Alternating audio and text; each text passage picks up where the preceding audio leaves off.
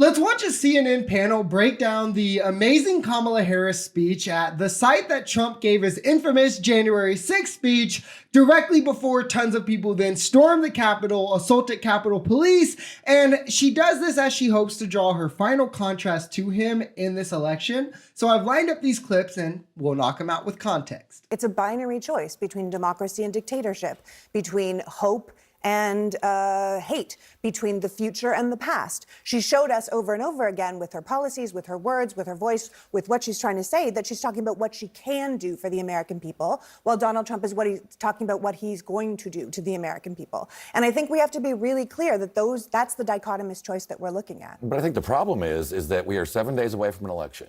January 6th happened 3.5, almost 3 3/4 years ago. Everybody who's going to make a decision based on January 6th has already made that decision. This is the perfect way to put it, right? This race has come down to a binary choice, which is between a fresh, young candidate who represents a new path forward for everyone against the bitter old candidate who wants to take 6 steps back in the name of vengeance and will only serve those that he likes. A candidate promising an economy with opportunity for everyone in it against a candidate vowing to enact laws to take opportunities away from Americans. Trump is running on hatred and vitriol. He's running on the divide that he's largely cultivated in this country the last 8 years, while Kamala is running on bridging that divide, on finding solutions that work for everyone. And this speech was about showing how a speech that Trump should have given, if he was the leader he should have been, would have went,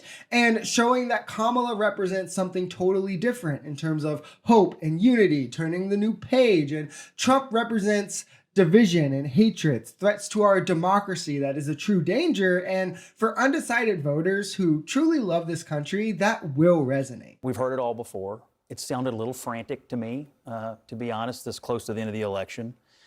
I took a few notes. Again, they're still pushing the lie about Project 2025. It doesn't matter how many times she says it. Donald Trump did not write it. He has disavowed it. This is not his agenda. He has his own campaign agenda. It is not Project 2025. No, it's Agenda 47, which is exactly the same as Project 2025. And you can say that as many times as you want, Scott, but it's not true. So just to say here and say, I've said this a million times and it's not his plan. His plans are, that's a very smug way to look at me, my friend. The thing is that what we're doing is we're talking about what she's planning for us. And you're saying 100,000 people, psh, she could draw that anywhere if it was in Washington, D.C. You're totally overlooking what she has done here. She's brought together 100,000 people to say, I look forward to the future. I will be a president for everyone, and not just a president for the people that I like. And if you look at it in contrast to what we looked at Madison Square Gardens, which said, hey, man, we don't like you, we don't like you, we don't like you, we don't like you, we're not for you, we're not for you. And she's saying, everyone is an American. Everyone will be taken care of. I've been waiting for someone like in a major media interview or panel or something to shut down these really dull, kind of weak talking points. I think one of the reasons Trump honestly never expands on policy is that his agenda is literally Project 2025, which got a lot of negative backlash. He released Agenda 47 in late 2023. Every policy in Agenda 47 is in Project 2025. And then he went on in 2024 once Project 2025 came out and stopped talking about Agenda 47. I wonder why, right? He also went on and said he would appoint multiple authors who are with Project 2025, like Thomas Homan. He has multiple people in his campaign that have appeared with Project 2025. He signaled support for the Heritage Foundation, and he, again, hasn't updated his policy agenda on his website since this thing came out. So to anyone honest with themselves, it's pretty obvious that the plan is like, do Project 2025, call it something else, or, nothing at all, and then be done with it. While Kamala Harris is doing a much better job casting a much wider net, right? At Trump's rally, you heard things like, America is for Americans. We don't do DEI. We don't like you, or you. With Kamala, it was, I'll be there even if you don't support me. Everyone gets a seat at the table, and it's much more inclusive and all-encompassing. And these are the type of messages that really reaches out to the middle, that ends up deciding the race, that is just looking for sanity and normalcy back in politics. She said on immigration, politicians need to start taking this issue seriously. Well, the building over your shoulder is where you work. Were you taking it seriously for the first 3.5 years? I'm going to interrupt you again because you're just lying to people. So it's nuts to say that she's not running on any policies. She's only running on anti-Donald Trump. That's crazy. She also said that let she you would. finish, then She also we'll said get that she into would never disrespect our military men and women, and she attacked Donald Trump on that. But I guess the offer doesn't apply to the Gold Star families who had soldiers lost at Abbey Gate in Afghanistan.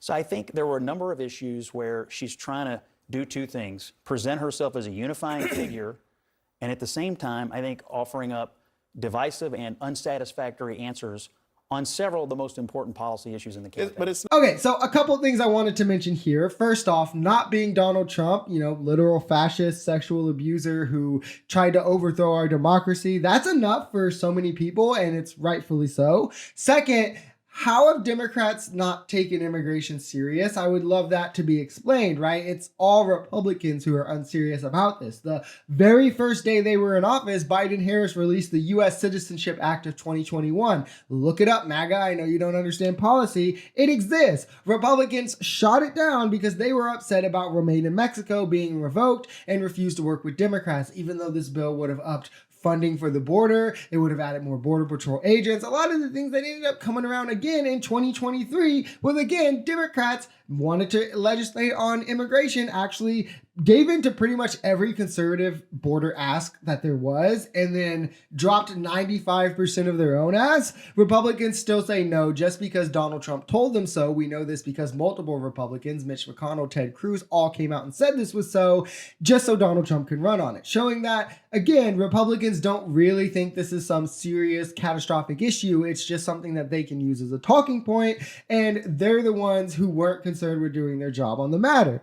Third, the Doha Agreement, which is what set the timeline to withdraw from Afghanistan, was signed by Trump, was negotiated by Trump, and was agreed upon by Trump. He also annexed Afghani land, released 5,000 terrorists, and reduced our troops to 2,500 amidst ramped up attacks by the Taliban, where Joe Biden did the hill I will die on, did the right thing in pulling us out of Afghanistan after Republicans got us in there for no reason. But it was made messier than it should have been by Trump's mistakes every step of the way in the agreement. But less troops died still in Biden's Afghanistan withdrawal than under Trump in any of his non-COVID years. 17, 18, 19, 20 was, I think Trump only had 2 less people. And that's, again, because of the COVID year. So clearly it was the right move to do. And comparing that to Trump calling troops suckers and losers, disparaging 5-star generals, using a cemetery for a photo shoot. Let's be so for real right now. There's no comparison to be had.